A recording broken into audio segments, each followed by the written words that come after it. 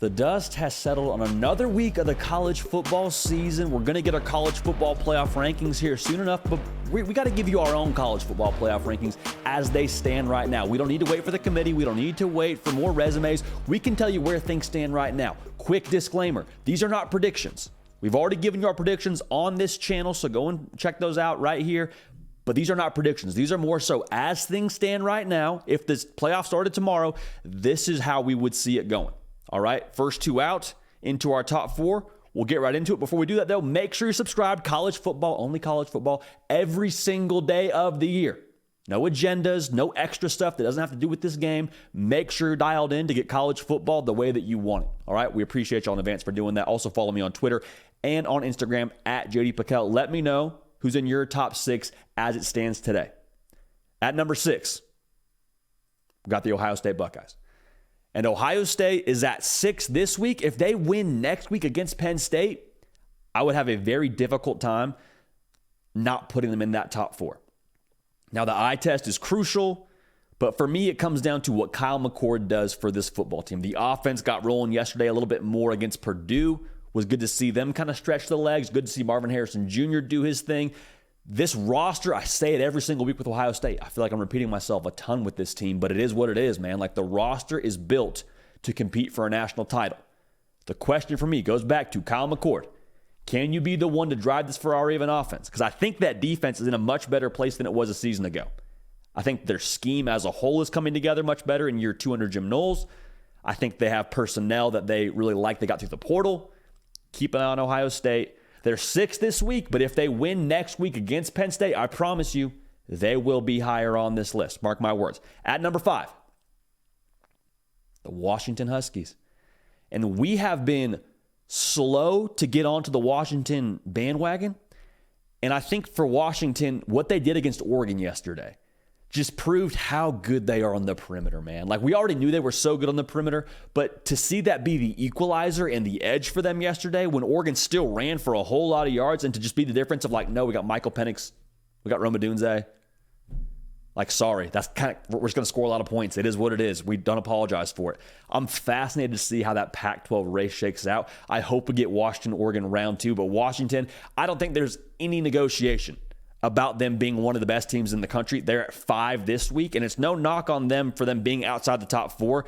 I'll break down the top 4 here in just a second, but I want to make sure we say this loud and clear. Washington, really good football team. Top 5 team in the country.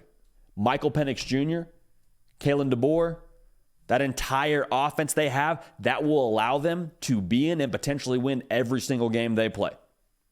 Period. Mic drop. The end. Washington, really, really good. Had a huge win over Oregon by 3 points yesterday. So they're obviously a big riser for us this week. At number 4, I got Oklahoma. Now, Oklahoma, last time we saw them, they beat Texas, dramatic fashion, Red River. It was awesome. They had a bye this past week. You say, JD, they had a bye. Why are they at number 4 and Washington's at 5? You hating on Washington? I'm not hating on Washington. For me, I think that Oklahoma has more in the trenches. I like Oklahoma and what they do offensively, but to me, it's the defensive side of things that puts them just a hair over Washington right now. So that's no knock on Washington. I just think Oklahoma right now, again, defensively, the personnel, the way they looked against Texas and the way they slowed them down offensively, I'm excited to see what they do going forward. They'll play UCF this week. We'll see. I'll just say that. We'll see. We'll see about Oklahoma. I would be wildly surprised if we don't get Oklahoma-Texas for the Big 12 title game as a little rematch action, much like maybe we get Oregon-Washington for a little rematch action. Regardless, though, Oregon, not Oregon, Oklahoma, a top 4 team for us this week in our college football playoff rankings. At number 3, I got Florida State. And Florida State, I think this isn't necessarily a resume rankings of sorts. We don't really have that factored in too much into this. But if you were to look at the body of work for Florida State, they have the best 2 wins in the country from where I'm sitting. The win over LSU, which continues to age well with how awesome LSU has been offensively, and the win over Clemson at Clemson. We'll see how that win ages.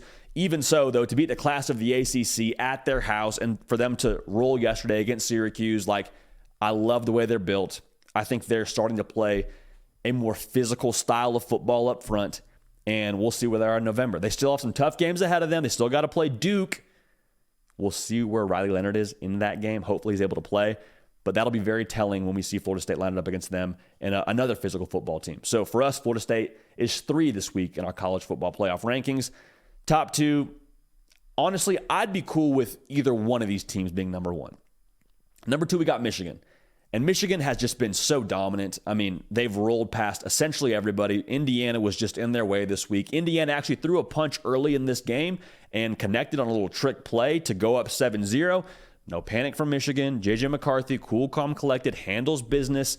And Michigan rolled in that game because of the way the offense is just really potent and the defense is really dominant. Like there's not a whole lot to break down with Michigan because they haven't played anybody that's super noteworthy. But even so, like, dominance is dominance. It's not Michigan's fault that Indiana's not up to par. Michigan's just playing whoever's in front of them, and they're beating them by a pretty fair margin every single week. So it's still about November for them is when we'll find out more about Michigan when they play Penn State, Maryland, Ohio State to finish the season. But even so, Michigan, if you want to have them at 1, hey, I'm not arguing that at all. They're 2 for us. It's really 1A and 1B right now because number 1 for us is Georgia. Georgia just beat Vanderbilt, and I want us to be careful to not look at that Vanderbilt game so closely that we don't see the entire body of work for Georgia because Georgia throttled a good Kentucky team last weekend.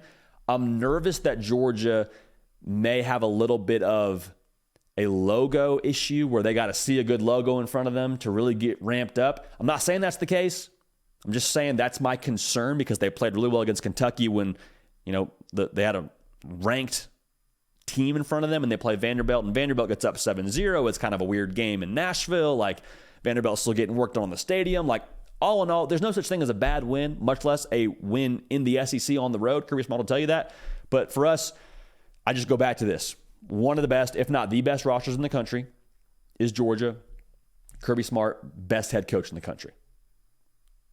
To me, that's the whole deal with why Georgia is number 1 for me right now. Now we'll learn more about them going forward.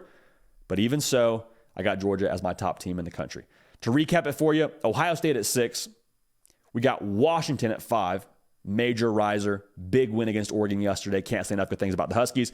Oklahoma is at 4. I just like a little bit more what they have defensively is why they have them over Washington. But even so, Oklahoma going to be a good test for them the rest of the way if they do play Texas in the Big 12 title game.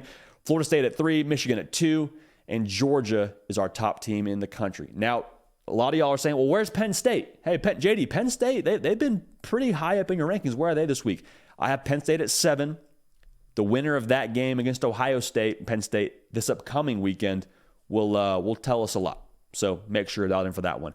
Make sure you're dialed in right here. College football, only college football, every single day of the week. Live 3 times a week, Tuesday, Wednesday, Thursday, 11 a.m. Eastern. Follow me on Twitter and on Instagram at Judy Pickell. I'll let you know when we're going live. I'll let you know what we're talking about. We have a good time right here on this show, The Hard Count. I'm Judy Pickell. We appreciate y'all. We love y'all. We're going to keep this party rolling. We will see y'all next time.